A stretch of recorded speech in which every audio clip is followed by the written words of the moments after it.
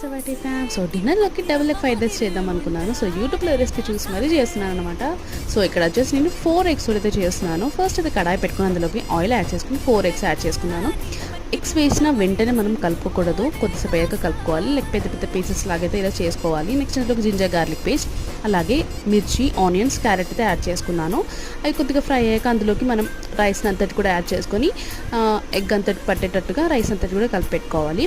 Next ఇందులోకి పసుపు, salt, chilli powder, garam masala, ఇంకా ధనియాల పొడి, అన్నీ మీ దగ్గర ఉన్న మసాలాలన్నీ యాడ్ చేసుకోవచ్చు. మసాలాలంతా అన్నంకి పట్టేలాగా బాగా కలుపుకోవాలి.